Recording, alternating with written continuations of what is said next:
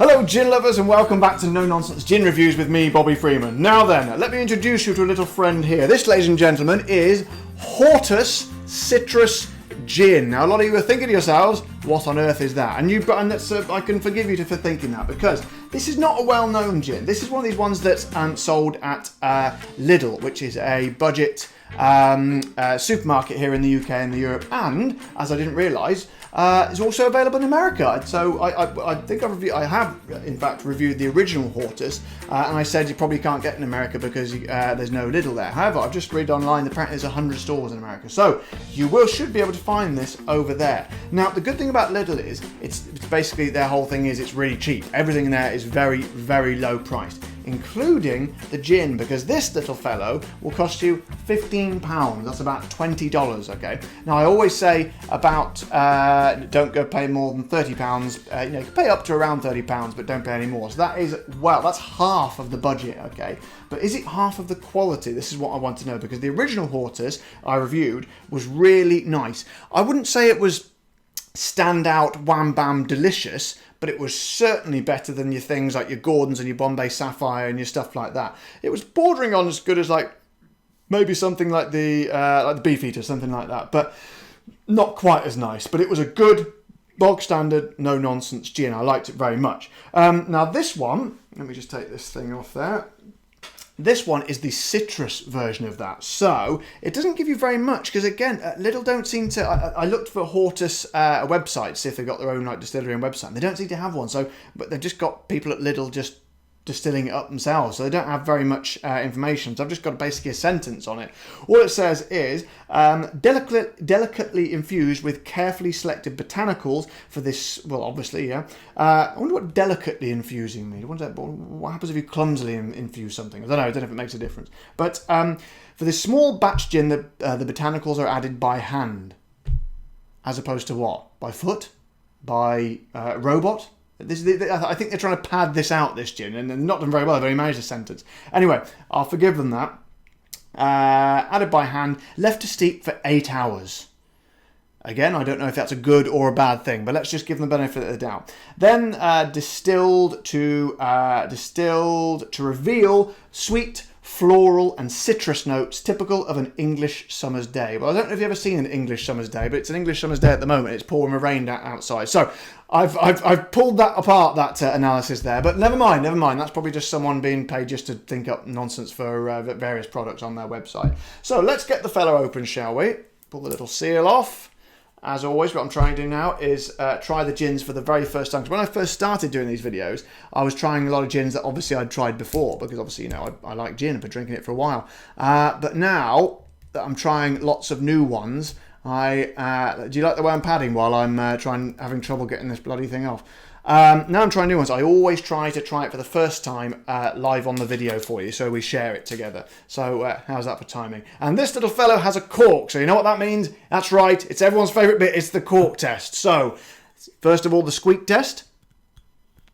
Nope, it's a silent squeak, no squeak there. So, here we go, we'll go for the full pull of the cork. Oh, good lord, that's a pathetic cork test. Good God, you can barely hear it. Sound like an ant farting. Hang on, listen. Oh, good lord. Oh dear. Okay, well, straight away it's fallen at the first hurdle, I'm afraid to say. Not a very impressive cork test. But never mind. The cork test is just a little bit of fun, really. So let me get a bit of smell up the old nostril, shall I? Here we go. Okay.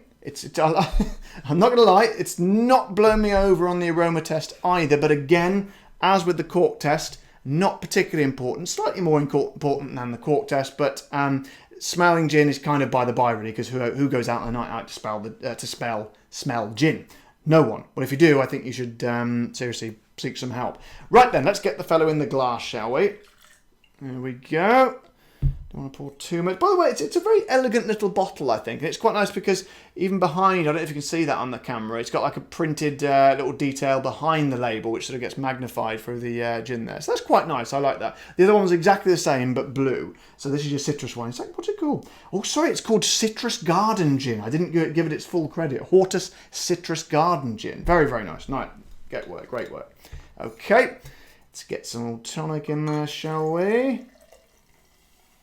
Is that going to be all right? It might be a bit strong. I'll pop a little bit more in there like that. There we go. Right then. Here we go. Swirl them around in the old mouth. Interesting. Oh my God. Hang on. Oh, we've got a good one. Right. Never mind about the cork test and the aroma test. They don't matter. That is gorgeous. It's like, it's always nice citrus is always a nice element of a gin. I always say that. It's always good to have a citrus gin. Percy do a citrus version of theirs. It's up there somewhere. Oh, it's there. Yeah. Zesty Citrus Gin. It kind of reminds me of that. And Percy's a very, very good gin. But this is, I'd say it's on a par with it, you know. It's got kind of, it is citrusy. So it's obviously very lemony. And a little bit, obviously, lemon and lime, it's your standard citrus. But there's something else in there. It's like a hint of... Do you know what? I totally get what they're saying, like a British summer's day. I know I sort of mocked them a little bit by saying it always rains. But it does taste a little bit kind of fresh, like mint or something. Like you got, imagine if you got like sort of lemons and limes and then a bit of freshness of mint in there. A little spark in there. It just sort of lightens it up a bit. Oh man, it's so nice. I wish they'd give us a list of the botanicals because there's something else going on there. It's something kind of herby, but often when you get a herb, like sort of they have some gins have rosemary in there, and obviously all have coriander in there.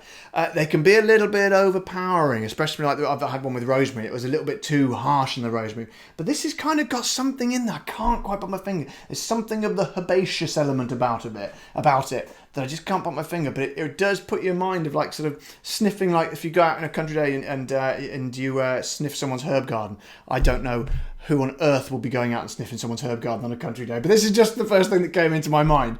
If you do this other sort of person that goes out sniffing someone's herb garden, please make sure you get permission of the owner of the herb garden first. And I'm here on No Nonsense Gin Reviews. I'm not liable for any prosecutions incurred by trespassing on people's herb garden, and that's not a euphemism.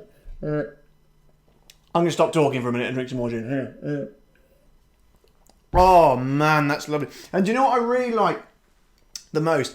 Is when you get a gin that's super, super cheap like this one, and it turns out to be really, really nice as well. It's like win-win, because you don't have to spend a lot of money on gins. Like I said, you don't have to spend a lot of money to get a good gin.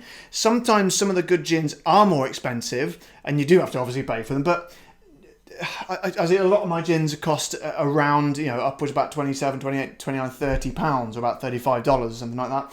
But if you're on a budget and you want some really good gin, as with most things, certain people can afford that, so they have to buy that. Other people can afford more expensive things in life. If you want the better things in life, you usually have to pay for them, is what I'm trying to say. But with gin, it's not the case. It's breaking the mold, If you want the better things, the better gins in life, you don't really have to pay for them, because this is one of the better gins. It's lovely. It's very, very nice, and you are paying half of some of the other gins. I mean, some of the more expensive gins, you're paying a quarter of the price. It's amazing. So if you're feeling a little bit strapped for cash, but you want some really nice gin, my top advice today is you could do a lot worse than getting some Hortus Citrus Garden Gin, because that, my friends, is a top gin.